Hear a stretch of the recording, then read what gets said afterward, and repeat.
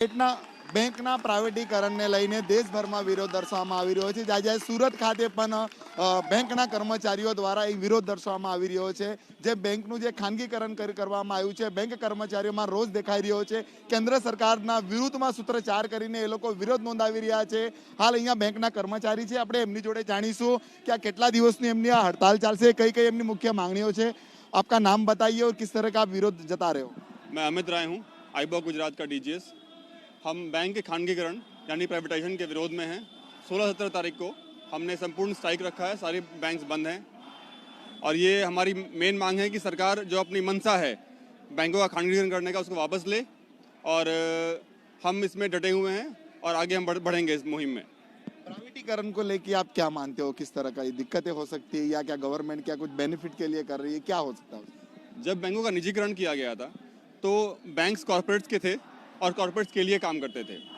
निजीकरण के नेशनलाइजेशन के बाद बैंक्स अब गरीबों के लिए काम करते हैं, निम्न दर्जे के लिए काम करते हैं, एम्प्लॉयमेंट के लिए काम करते हैं और छोटे मझोले उद्योग के लिए काम करते हैं. जिसकी वजह से आप देखो, हम जो ग्रीन रेवोल्यूशन की बात करते हैं, जो वाइट रेवोल्यूशन की बात करते हैं, उसमें मेन जो सहयोग रहा है, जो मेन हाथ रहा है, वो बैंकों का रहा है.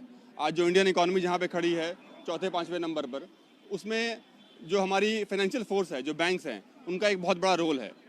वो रोल हम बनाए रखना चाहते हैं और हम चाहते हैं कि बैंक की सेवा करते रहें, आगे बढ़ते रहें. प्राइवेटाइजेशन जो है वो इन बैंकों को कॉर्पोरेट्स के हाथ में देना है. वो कॉर्पोरेट्स जो इस टाइम बैंकों के एनपीए के 75% होल्डर हैं, जो हमारे एनपीए होल्डर्स हैं, उनके हाथ में जब हमारे बैंक चले जाएंगे तो आप समझ सकते हैं जनता का क्या हालत होगा. प्राइवेटीकरण में अगर बैंक जाती है तो रोजगार को लेके क्या दिक्कतें आ सकती है? हमारा जो एक बहुत बड़ा यूथ है, यूथ तबका है, वो बैंकों में शामिल होने के लिए, बैंकों में नौकरी पाने के दिन रात मेहनत कर रहा है. उनको वो नौकरी अब नहीं मिल पाएगी.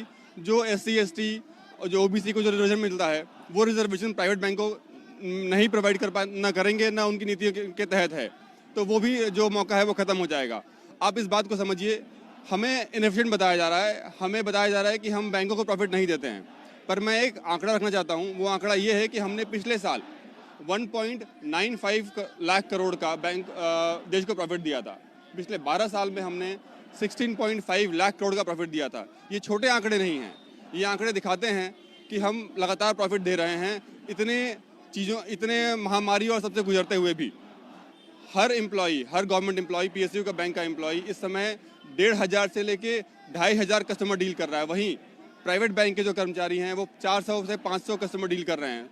हम स्वनिधि योजना कर रहे हैं, में हमारा फोकस है. हमारा फोकस मुद्रा योजना में, हमारा फोकस जनधन खाते खोलने में है. हम सोशल सर्विस में लगे हैं, इसके बावजूद भी इतना प्रॉफिट लेके आ रहे हैं. अगर हमें खुली छूट दी जाए प्रॉफिट कमाने का, जो हमारा मोटिव नहीं है, तो हम और भी ज़्यादा प्रॉफिट कमा सकते हैं. आपको इस बात को समझना होगा. निर्मला मैडम ने ये बात एक्सेप्ट किया है कि इस समय PSU बैंकों में 41,000 पद रिक्त हैं, पद खाली हैं. उसके बावजूद भी हमारा ये प्रॉफिट का लेवल है. अगर मान लो कि प्राइवेटीकरण हो जाता है, किस तरह की जो दिक्कतें आ सकती है अगर आप हड़ताल जता रहे हो तो? प्राइवेटाइजेशन से हर किसी को खतरा है. पहला खतरा किसान. जो किसान इस समय देश में खेती कर रहा है, उसमें 80% से 90% किसानों के जो खेत हैं वो बैंकों के पास रेहन अथवा गिरवी पड़े हुए हैं, किसान क्रेडिट कार्ड या अलग अलग लोन के तहत. ये सारी की सारी ज़मीन चली जाएगी कॉर्पोरेट्स के हाथ में. हम उन ज़मीनों को बेचते या कब्जा नहीं करते हैं, बिकॉज हम देश की सोचते हैं. वो कॉर्पोरेट सोचते हैं सिर्फ प्रॉफिट के बारे में. हम बात करेंगे उन कस्टमर्स की जिनका डिपॉजिट हमारे पास PSUs में पड़ा हुआ है. याद कीजिए PMC और यस बैंक का वो मंजर, जहां लोग अपने खातों से 10,000 मेडिकल के लिए, अपनी बेटी की शादी के लिए पैसे और अपने धंधे के लिए पैसे निकालने के लिए अक्षम थे. वो बैंकों के दरवाजे खटखटा रहे थे, उनको 10 रुपये नहीं मिल पा रहे थे वहाँ से. हम आह्वान करेंगे उन पेंशनर्स का जिन्होंने अपनी जीवन की जमा पूंजी बैंकों में रखी हुई है कि उनके बुढ़ापे में काम आएगी. वो खतरे में आ जाएगी. हम हर नागरिक से, हर बच्चे से, हर बूढ़े से, हर युवा से ये आह्वान करेंगे कि वो सामने आएँ, हमारा साथ दें, ताकि हम सिर्फ देश को नहीं, हम सिर्फ बैंक को नहीं, पूरे देश को, पूरे यूथ को और पूरे नागरिक समाज को बचा पाएं इस सरकार की गलत नीतियों से. कितनी दिन की आपकी हड़ताल है जो चलने वाली है? अगर सरकार आगे आपकी बात नहीं मानते हैं तो किस तरह की आगे की रणनीति होगी? UBU ने अभी का जो कॉल लिया है वो सिर्फ 16-17 तारीख का लिया है. पर इन दोनों दिनों में सरकार का जो हमारा रिस्पॉन्स रहेगा हमारे स्ट्राइक के बाद, उसका हम लोग आकलन करने के बाद हम एक इंडिपेंडेंट सोसाइटी की तरफ बढ़ेंगे। ये यूबीओ कॉल लेगी और आप देख रहे हैं यहाँ पे धीरे धीरे भीड़ इकट्ठा हो रही है और इन लोगों में जोश है। और ये सिर्फ बैंक नहीं है, ये बैंक के यूथ, परिवार वाले और आम नागरिक भी हैं और हम इस मूवमेंट को और आगे बढ़ाएंगे, सड़कों पर लेके जाएंगे और इसको हम सक्सेसफुल बनाएंगे। और किसानों की तरह जिस तरह से जो किसानों ने करके दिखाया वो हम भी करके दिखाएंगे और सरकार को ये कदम पीछे लेना पड़ेगा। आपका स्लोगन है कि बैंक बंद देश बंद, क्या बैंक बचाओ देश बचाओ, हमारा स्लोगन है बैंक बचाओ देश बचाओ। हमने जैसे आपको बताया कि आज़ादी से लेकर आज तक जो इकोनॉमी को हम आगे लेके आए हैं उसमें बैंकों का बहुत बड़ा हाल रहा है। तो हम ये कहना चाहते हैं कि अगर ये बैंक डूबते हैं, अगर बैंक डुबाए जाते हैं तो देश को भी गर्त में लेके जाएंगे सरकार। तो जिस तरह से एयरपोर्ट बेच दिए गए, जिस तरह से सारे आपके एयर इंडिया का प्राइवेटाइजेशन कर दिया गया, जिस तरह से BSNL बेच दिया गया, जिस तरह से सारे ऑयल फील्ड बेच दिए गए, हम नहीं चाहते कि बैंक बेच दिए जाएं। ये हमारी धरोहर है, हमने इसको सदियों तक हमारे बाप दादाओं ने जमा किया है। तो हमें इनको आगे बढ़ाना है, इनको बेच के हमें ऐश नहीं करना है। इतने दिन जो बैंक बंद हो गए, कितने करोड़ों का टर्नओवर है जो उसको एक नुकसान हो? आप समझिए सिर्फ सूरत में कई लाख करोड़ का नुकसान होगा।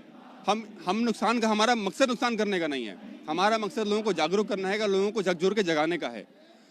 लेकिन नुकसान बहुत बड़ा होगा, हम उसके लिए क्षमा प्रार्थी हैं, लेकिन हम मजबूर हैं।